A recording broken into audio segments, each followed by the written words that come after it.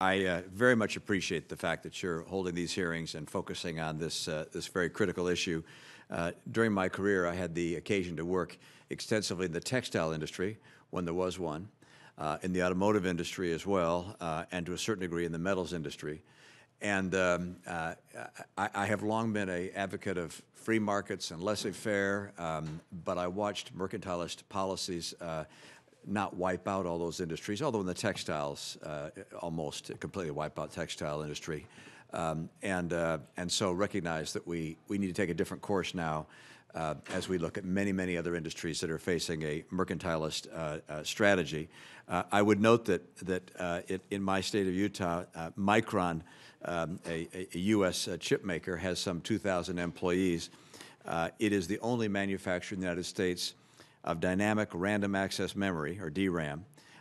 China paid employees in Taiwan to steal technology, apparently from that company, and then a Chinese court banned Micron from being able to sell chips in that country, in China. And so when there are practices of this nature going on, we can go to the WTO, perhaps if they have the provisions that will deal with something of this nature, but it can take a long, long, long time, and by that period of time, we're out of business and someone else is in business. And I'm looking to you all to offer suggestions as to action we can take beyond the WTO, action perhaps that we can take in this committee or in Congress to actually push back against the kinds of policies that China and other nations have employed against us in the past, so that we don't just simply watch as industries that are critical to millions of Americans and critical to our economic vitality and our military capacity, as those technologies are stolen from us and as those industries are stolen from us. So your suggestion, what's interesting is in reading the report, we document all the terrible things going on, but have very little to suggest as to what we should do about it. So I turn to you for any thoughts that you might suggest. If we just go down the line here. Yeah, Mr. Stetzer. So I think you outlined very lucidly the challenges that China poses, particularly in the DRAM sector and in semiconductors. We know China is subsidizing its own semiconductor industry. We know they are targeting U.S. companies, and we know there will eventually be a legal case for action. The problem is that we have to wait for the impact of the action before we have the WTO case to file. I do think, though, there are things we can do now. We are not terribly constrained by the WTO in limiting Chinese inward investment. We can, and we have, blocked Chinese attempts to acquire U.S. semiconductor technology. We could expand that as a sanction to say, as long as we know you are subsidizing semiconductors, we're going to take a more onerous approach to reviewing other investments.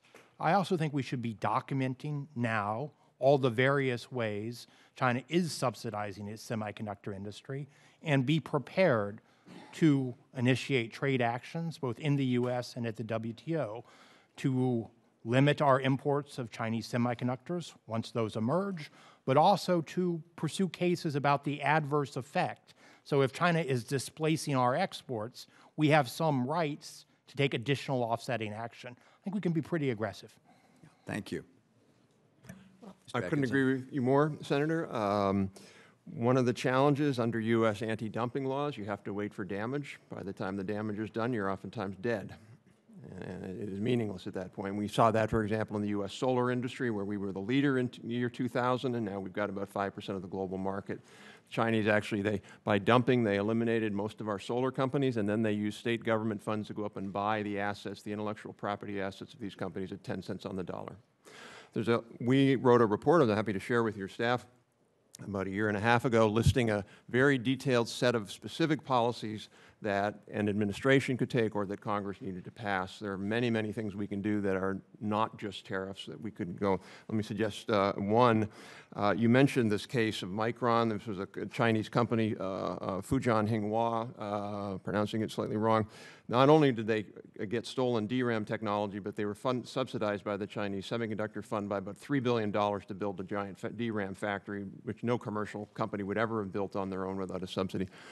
the administration did a really smart thing, and they were able to ban the U.S. company selling them the equipment they needed to make the semiconductors. That company announced about 3 weeks ago it was going bankrupt.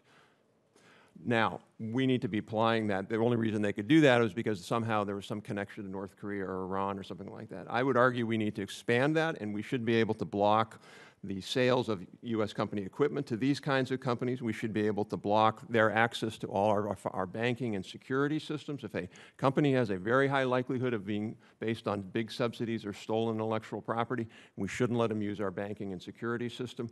And we should be able to block their imports. And then work with our partners to be able to do the same. Only reason, fundamentally, I think the only thing the Chinese government responds to is pain. We've negotiated and negotiated and negotiated for years, and they've shown that that doesn't really matter much. So I think there are specific things we could do. Thank you. Mr. Rush and Ms. Glazer, I think my time is up, so I'm going to go back to the chairman. Thank you. Thank you.